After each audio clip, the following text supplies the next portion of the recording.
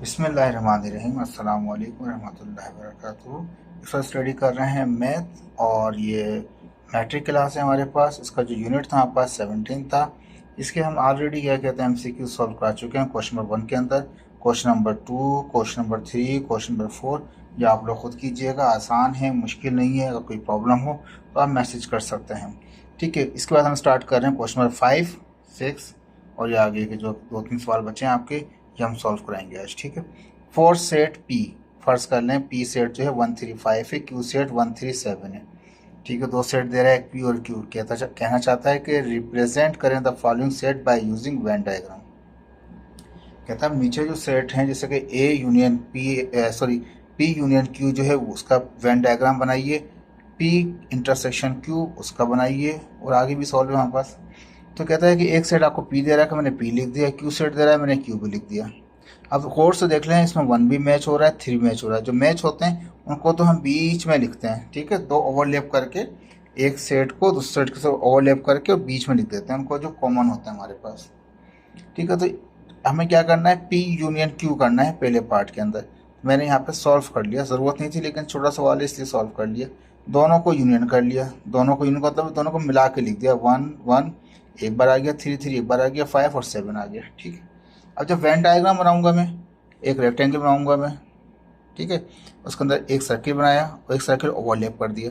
जो common element है हमारे पास किसके, पी और क्यू के। ठीक है, इसको छोड़ दें फिलहाल, ये जो हमारे पास है इसको आप छोड़ दें आंसर को, फिर आप पी और क्यू बनाएंगे आप। तो मैंने क्या किया, पहले एक पी बनाया और फिर मैंने एक क्यू बनाया। पी में कौन से थे, 1 3 5 थे। अब दोनों में चेक कर लिया, 1 और 3 दोनों में कॉमन है। 1 3 यहाँ लिखा, 5 मैंने पी वाला वहाँ लिख दिया, 7 उसका अनकॉमन था, 7 वहाँ लिख दिया। अब ये जो पी को चेक करूँ कि क्या पी मेरा वाकई बन रहा है, तो पी में क्या था 1 3 5, तो 1 3 5 पी में आ रहे हैं। क्यू में क्या है 1 3 7, तो क्यू ये है मेरे पास 1 3 7, तो 1 3 तो दोनों में ही कॉमन है, पी में भी और क्यू में भी। ठीक है, अब सवाल ये था कि इनको यूनियन करें, पी और क्यू को। जब यूनियन करते हैं तो कंबाइन हो जाते हैं, हम पूरे दोनों सर्किलों को शेड करना पड़ेगा। यूनियन में हम कंबाइन कर देते हैं। वेन डायग्राम आसान है। इंटरसेक्शन कहता है तो मैंने यहाँ डायरेक्ट सॉल्व कर दिया इस मरतबा। कैसे, इन दोनों में इंटरसेक्शन देखें पी और क्यू में, तो 1 भी कॉमन है, 3 भी, 1 और 3 आ गया। लेकिन इसको देख के, ये जो हमारे पास पी इंटरसेक्शन क्यू आया, इसको देख के डायग्राम नहीं बनाऊंगा।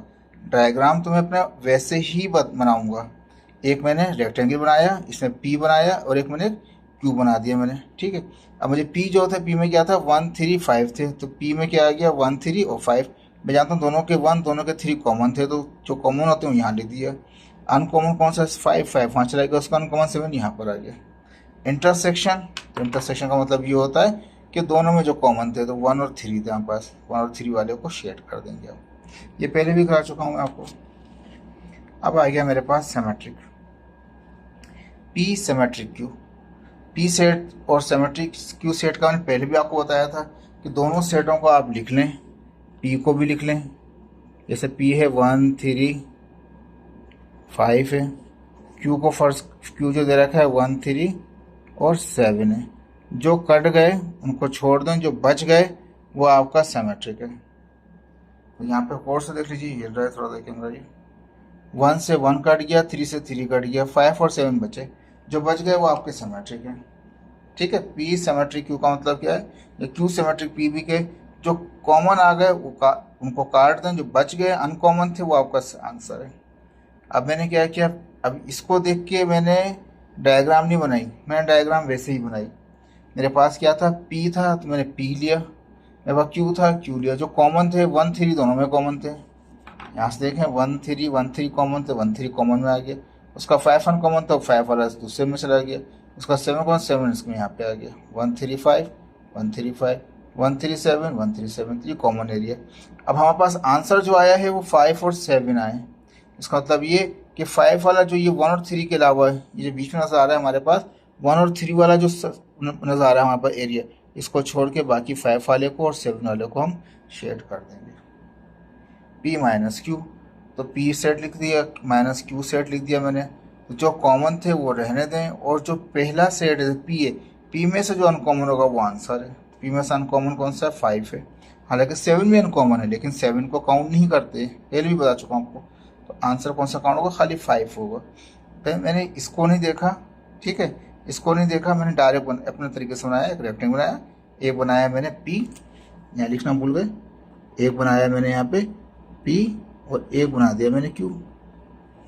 पी में कौन कौन से थे, 1 3 5 थे, तो 1 3 5, क्यू में 1 3 7, तो 1 3 7। आंसर 5 आया हुआ है, इसका मतलब सिर्फ 5 वाले को आप शेड करें। आसान थे, फिर भी मैंने करवा दिया आपको। इसके बाद क्वेश्चन नंबर 6 आ गया, ठीक है। इसमें एक सेट ए दे रहा है जो ए और सी है, बी सेट क्या दे रहा है, बी और डी दे रहा है। टू रिलेशन बनाए ए और बी के, इन ए, सॉरी ए बी कह रहा हूँ, टू रिलेशन बनाए ए में ही दो बनाए, तो ए को ए से मैंने कार्टेशियन कर दिया, तो ए सेट लिखा, दूसरा भी ए सेट लिख दिया मैंने, ठीक है। अब ए को ऐसे कार्टेशियन करेंगे तो क्या होगा, पहला वाला पहले के साथ पेयर बनाएगा, पहला वाला दूसरे के साथ बनाएगा पेयर, फिर दूसरा वाला पहले के साथ बनाएगा सी ए, दूसरा वाला दूसरे के साथ बनाएगा सी सी। अब ये 1 2 3 4, 4 का मतलब इसके कितने बनेंगे, 16 बनेंगे रिलेशन। मुझे तो कितने चाहिए, 2 चाहिए, आपकी अपनी मर्जी है, कोई से भी 2 ले लें। मैंने ये 2 को एक साथ मिला लिया, उन 2 को एक साथ निकाल लिया। इसका आंसर सब बच्चों का मुख्तलिफ आएगा, ठीक है, पेपर में नहीं आएगा, फिर भी समझ में आना चाहिए। 3 रिलेशन इन बी, तो बी को बी से क्रॉस कर लें, ठीक है, बी को बी से क्रॉस किया, बी क्या था, बी डी था, बी डी था, ठीक है। अब क्या, बी को बी से मिलाया, पहला बन गया, बी ने डी के साथ बनाया, दूसरा बन गया, डी ने बी के साथ बनाया, डी बी बन गया, डी ने डी के साथ बनाया, डी डी बन गया। कितना, 1 2 3 4, ये भी 16 बनेंगे। कह रहा 3 बना दो आप इसके। 3 में मैंने क्या, ईजी के लिए 1, पहले एक सिंगल बनाया, फिर इन 2 का 2 बना दिए, फिर इन दोनों का बना दिया, कोई से बना लो, 16 तो कोई से बन सकते हैं आपके, सबके आंसर चेंज आएंगे बच्चों के इसमें, ठीक है। 3 relation in A cross B, कहता है 3 रिलेशन बताइए ए क्रॉस बी का, तो मैंने ए लिखा, फिर क्रॉस लगा के बी लिख दिया। 1 का ए बी के साथ बनाएगा, फिर ए डी के साथ बनाएगा, फिर सी बी के साथ बनाएगा, सी डी, ऑर्डर पे हम लिखते हैं, हम पहले भी कर चुके हैं, पूरे एक्सरसाइज सॉल्व कर चुके हैं। अब कहता है इसके 1 2 3 4, 4 है, कहता है इसके कितने बनाइए, 3 बनाइए, 16 बन जाएंगे। सबके मुख्तलिफ आएंगे 3 जो भी लें। मैंने एक सिंगल लिया, फिर एक सिंगल लिया, फिर एक सिंगल लिया, मर्जी कोई सा भी ले लें, सिंगल सिंगल ले लें, डबल डबल करके लें, 3 3 करके ले लें, जो आपने, एक खाली सेट भी होता है, याद होगा आपको। अब 2 relation in A union B, अब ये डाउटफुल सवाल था कि ये वाकई ए एंड बी में पूछ जा रहा है। मैंने सिंपल तरीके से इसको ए और बी को मिलाया, कंबाइन कर लिया, यूनियन है, और इसको क्या किया, कोई रिलेशन ले लिया, लेकिन ये रिलेशन वो नहीं है जो कार्टेशियन का है, ठीक है, ये कार्टेशियन रिलेशन नहीं है। लेकिन सवाल में कार्टेशियन चल रहा था, तो इसका 2 तरीके हो सकते हैं आपके पास, या तो अगर मिस्टेक नहीं है प्रिंटिंग की, फिर आप क्या करेंगे, ए यूनियन बी निकालेंगे, उसको कार्टेशियन कर दें ए यूनियन बी के साथ, तो कार्टेशियन में रिलेशन इस तरह से बनेगा कि इस तरह बनाना पड़ेगा आपको, सिंपल मैंने इस तरह से कर दिया, तो कोई से भी बना सकते हैं, आपका 4 है, 16 बन जाएंगे इसके भी। ये विदाउट कार्टेशियन है, ये टी पार्ट मैंने अभी सॉल्व किया, ये विदाउट कार्टेशियन है। अगर ये सवाल सही था, फिर कार्टेशियन के रूल से क्या होगा कि ए यूनियन बी को फिर क्रॉस कर लें ए यूनियन बी के साथ। ए यूनियन बी क्या आ गया, सेट आपके पास आ गया A B C D, cross कर लें किसके साथ, ए बी सी और डी के साथ, ये तो बहुत बड़ा बन जाएगा आपके पास, ठीक है। तो अगर वो सही सवाल था तो आपको कार्टेशियन के तरीके से ए यूनियन बी को दोबारा ए यूनियन बी के साथ कार्टेशियन कर सकते हैं, बहुत सारे बन जाएंगे उसमें, तो फिर बेज़ाबत ये इतने सारे बनाएगा, वो भी तो बनाएगा, ये तो तकरीबन 256 बन जाएंगे, ठीक है जी। अब कहता है क्वेश्चन नंबर 7 में, if a is equal to 1 2 5, b is equal to 6 5, then find the function a to b। a to b मालूम करना है, फंक्शन कहाँ से आ रहा है, a से b की तरफ जा रहा है फंक्शन, तो विच इज ऑन टू, कौन सा फंक्शन ऑन टू बनेगा इसका, कौन सा इन टू बनेगा। मैंने कुछ भी नहीं किया, आसान तरीका इसका सिखाता हूँ आपको। पहले मैंने एक सेट ए बनाया, ए क्या था 1 2 5 थे, तो 1 2 5, फिर मैंने बी बना लिया, बी कौन सा 6 और 8 था, ठीक है। अब मेरे अपने ऊपर डिपेंड करता है मैं इससे फंक्शन कौन सा बनाऊं। मैंने तो यहाँ फंक्शन बना लिए कौन से, ऑन टू।